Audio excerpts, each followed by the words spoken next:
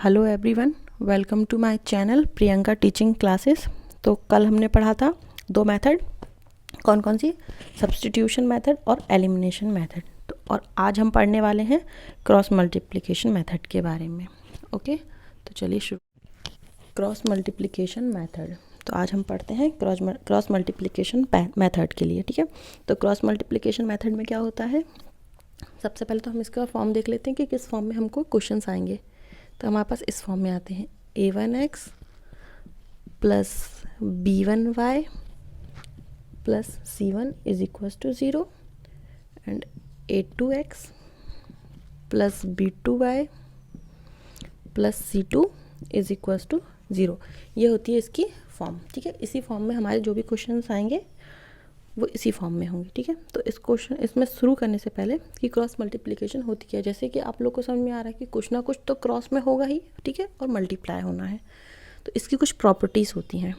ठीक है, इसके लिए क्या होती हैं, कुछ प्रॉपर्टीज़ होती हैं। तो पहले हम वो समझ लेते हैं कि प्रॉपर्टीज़ होती क्या हैं। ठीक है, तो इसकी जो प्रॉपर्टीज़ होती हैं वो क्या होती हैं। सबसे पहली प्रॉपर्टी होती है कि जो हमारा a1/a2 है वो नॉट इक्वल टू b1/b2 हो। यानी कि जो a1 और a2 की वैल्यू है, अगर उसको हम अपॉन करते हैं और b1/b2 करते हैं तो वो कभी भी इक्वल ना हो। अगर ऐसे कोई कंडीशन बनती है तो उसे हम क्या कहेंगे, वो कौन सा होगा, वो होगा हमारा यूनिक सोल्यूशन। क्या होगा वो, हमारा यूनिक सोल्यूशन। ठीक है, देन हमारे पास सेकंड केस बनता है। सेकंड जो प्रॉपर्टी है वो क्या होती है कि अगर ये तीनों इक्वल हो जाए, यानी कि a1/a2 equals to b1/b2 equals to c1/c2 हो जाए, तो इस कंडीशन को हम क्या कहेंगे, ये हमारी है इनफाइनाइटली मैनी सोल्यूशन। ठीक है, इनफाइनाइटली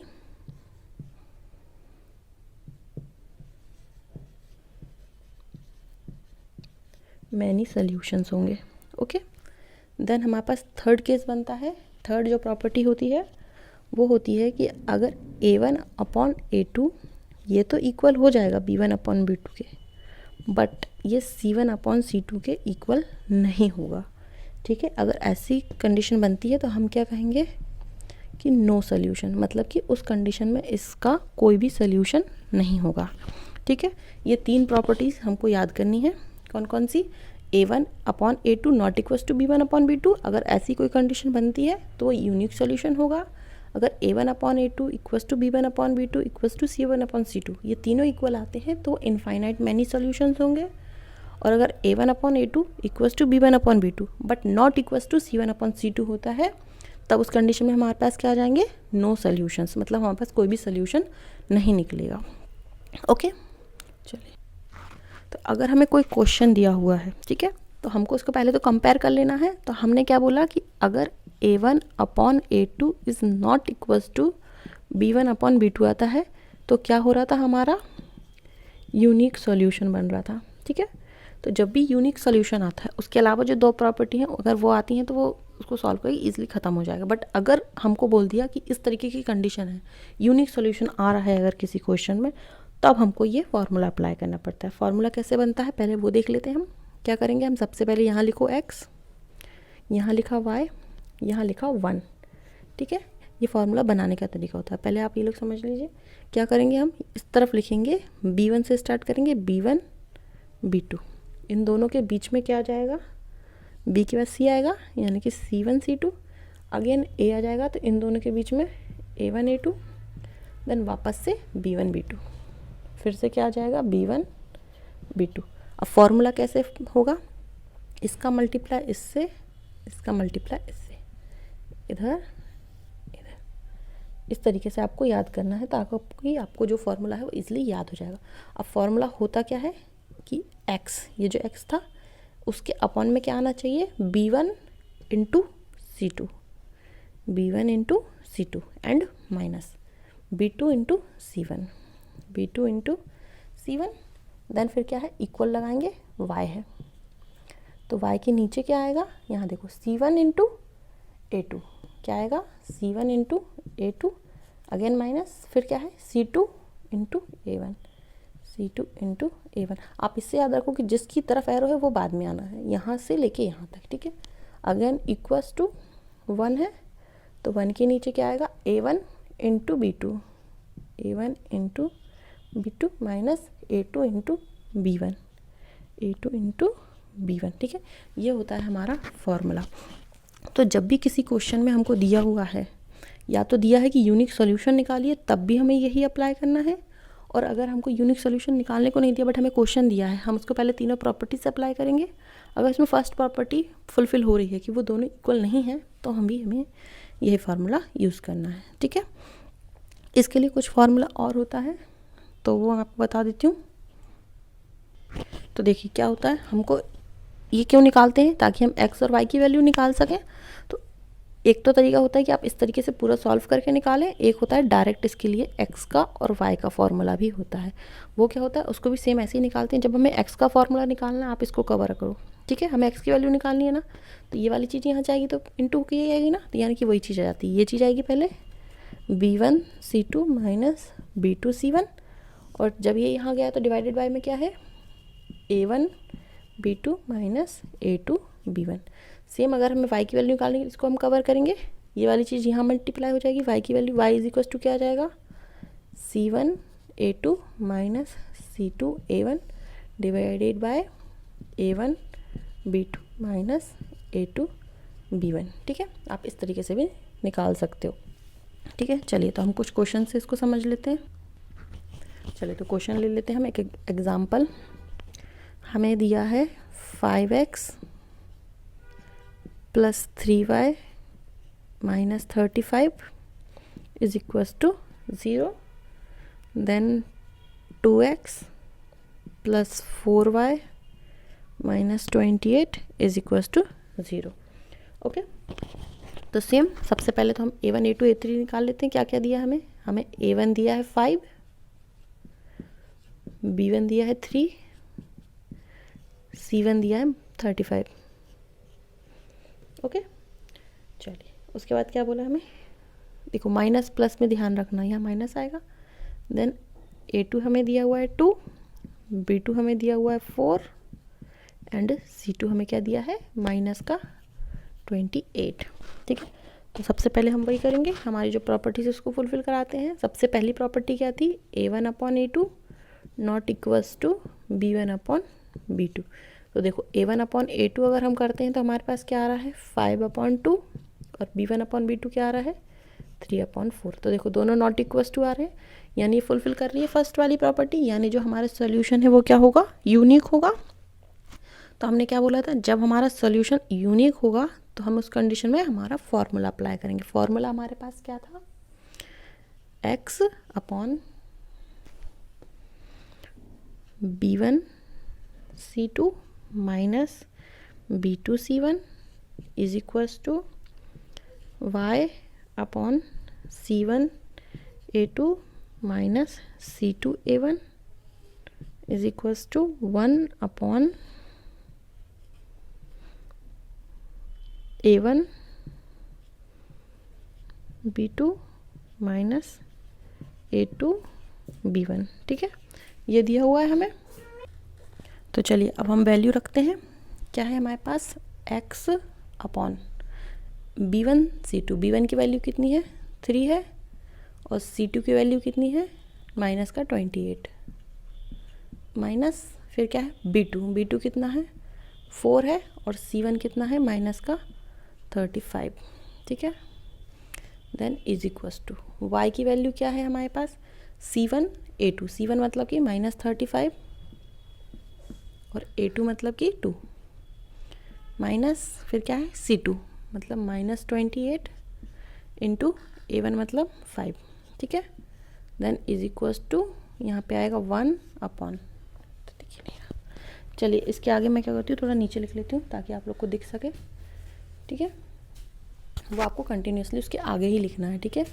इज इक्वल्स टू मेरे पास क्या आ जाएगा, 1 अपॉन क्या होगा, A1 B2 है, A1 मतलब कि 5 और B2 मतलब कि 3, ठीक है, सॉरी B2 मतलब 4, माइनस A2 कितना है 2 और B1 कितना है 3, ठीक है, ये आ जाएगा मेरे पास।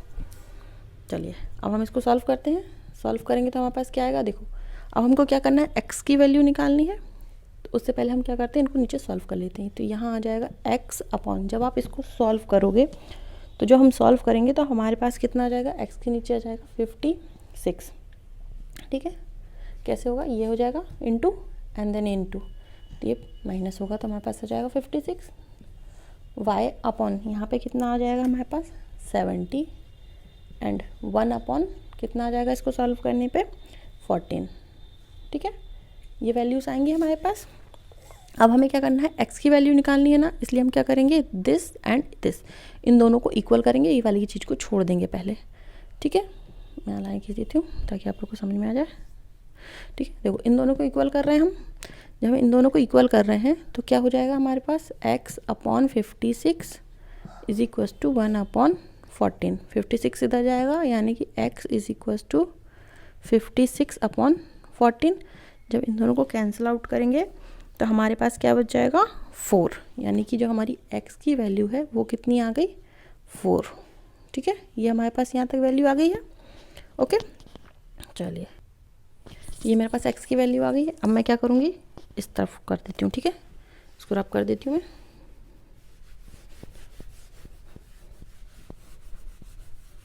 अब मुझे क्या करना है, y की वैल्यू निकालनी है।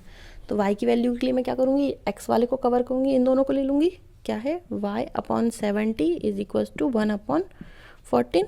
इसमें भी सेम क्रॉस मल्टीप्लाई होता है तो इसका हम यहाँ इंटू कर दें तो हो जाएगा y इज इक्वल टू 70 इधर जाएगा यानी कि 70 अपॉन 14, यानी कि जो y की वैल्यू इन दोनों को क्रॉस करोगे आप तो कितनी आ जाएगी 5, यानी कि मेरे पास y की वैल्यू क्या आ गई 5, ठीक है। अगर इस तरीके का क्वेश्चन है तो हमको क्या करना है, same A1 A2 B1 B2 and C1 C2 लेना है, तीनों प्रॉपर्टीज़ को फुलफ़िल करा के देखना है। अगर फर्स्ट वाली ही यूनिक वाली हमारी फुलफ़िल हो जाती है तो हम ये पूरा सॉल्यूशन करते हैं और x और y की वैल्यू निकालते हैं, ठीक है। चलिए अब हम एक और क्वेश्चन ले लेते हैं।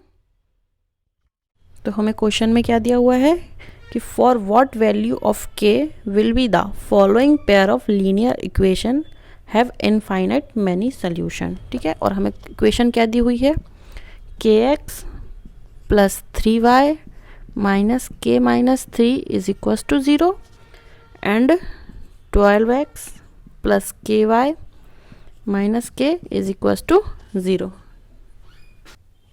ठीक है। ये दिया हुआ है और इसमें हमको क्वेश्चन में ही गिवन है कि इनफाइनाइट मैनी सॉल्यूशन होंगे, ठीक है। तो सबसे पहले हम A1 A2 ले लेते हैं, क्या दिया हुआ हमें, A1 की वैल्यू है k, ओके। देन हमारे पास B1 की वैल्यू है 3 एंड C1 की वैल्यू क्या दी हुई है हमें, k माइनस का 3, ओके। चलिए नेक्स्ट हमारे पास क्या है, A2 12 है, B2 k है एंड C2 क्या दिया हुआ है हमें k, ओके। चलिए तो हम इसको अब देखते हैं, इसको हम सॉल्व कैसे कर सकते हैं। एक चीज़ और, यहाँ पे आप लोग देखिए माइनस में है इसलिए हम इनको माइनस में ही लेंगे, ठीक है। अब हमको क्या दिया है, इनफाइनाइटली मैनी सोल्यूशन। तो इनफाइनाइटली मैनी सोल्यूशन के लिए हमारे पास क्या प्रॉपर्टी थी कि अगर A1 A2 B1 B2 and C1 C2 ये तीनों ही हमारे क्या होते हैं, इक्वल होते हैं, तो हमारा जो सोल्यूशन है वो क्या होगा, इनफाइनाइटली मैनी सोल्यूशन होता है, ठीक है। तो हम वैल्यू रख लेते हैं, ठीक है। A1 की वैल्यू हमारे पास क्या है, k है, A2 की वैल्यू क्या है 12, B1 की वैल्यू कितनी दी हुई है 3 और B2 की वैल्यू कितनी है k, सेम C1 और C2 की वैल्यू कितनी दी हुई है माइनस k माइनस 3 माइनस का k, तो ये माइनस से माइनस कैंसिल हो जाएगा, ठीक है। चलिए अब हम क्या करेंगे, पहले इन दोनों को इक्वल कर लेते हैं। क्या बोला है, k upon 12 is equal to 3 upon k, तो ये क्या हो जाएगा हमारे पास, k स्क्वायर होगा। अगर हम इसको क्रॉस मल्टीप्लाई करेंगे तो इसका इससे मल्टीप्लाई करेंगे, हमारे पास क्या आ जाएगा, k square is equal to, चलो नीचे लिखती हूँ मैं ताकि आप लोग को दिख सके, क्या हो जाएगा k स्क्वायर, यहाँ पे इसका इंटू होगा तो हमारे पास क्या आ जाएगा 36। जब स्क्वायर इस तरफ जाएगा तो हमारे पास k की वैल्यू कितनी आ जाएगी, प्लस माइनस का 6, ठीक है। यही वैल्यू आएगी हमारे पास। क्या था, के स्क्वायर इज इक्वल्स टू 36, यानी कि के की वैल्यू क्या आ गई मेरे पास, +-6। अब नेक्स्ट स्टेप में मैं क्या करूँगी, अब मैं इन दोनों को इक्वल ले लेती हूँ। क्या ले रही हूँ मैं, 3/k is equals to k-3/k। ठीक है, इसका भी सेम, अगर आप इनटू करोगे तो हमारे पास क्रॉस मल्टीप्लाई करने पे क्या आ जाएगा, 3k is equals to into होगा तो क्या बचेगा हमारे पास यहाँ पे, k स्क्वायर -3k। ठीक है, ये इस तरफ जाएगा प्लस हो जाएगा, अगेन एक k से k कट जाएगा, यानी कि k की वैल्यू क्या आ जाएगी, 6। ओके, यहाँ तक ठीक है ना। हमारे पास k की वैल्यू क्या आ गई, 6 आ गई ना। तो इसी तरीके से आप इसको सॉल्व कर सकते हैं। ठीक है, यहाँ पे देख सकते हो आप, मेरे पास क्या आ गई, 3k is equal to k square -3k। जब ये वाला के इस तरफ जाएगा 3k, तो 3k क्या हो जाएगा, 6k होगा। ठीक है, एंड ये वाला k स्क्वायर से k कट जाएगा, यानी कि k की वैल्यू मेरे पास क्या आ रही है, 6 आ गई है। ठीक है, मेरे को k की वैल्यू निकालनी थी, k की वैल्यू मैंने फाइंड कर ली। आप देख सकते हो मैंने या तो इन दोनों को इक्वल किया या इन दोनों को, दोनों ही कंडीशन में मेरे पास k की वैल्यू देखो 6 आ रही है। ठीक है, ये होता है हमारा इनफाइनाइटली मैनी सोल्यूशन, यानी कि हमने जब किसी भी इक्वेशन को इक्वल किया है हमारे पास वैल्यू सेम ही आ रही है। ठीक है, चलिए आज के लिए बस इतना ही। Thank you so much. और आप लोग को अगर मेरी वीडियो पसंद आती है तो ज़्यादा से ज़्यादा मेरी वीडियो को लाइक, शेयर एंड सब्सक्राइब ज़रूर कीजिएगा। थैंक यू सो मच, मिलते हैं नेक्स्ट क्लास में।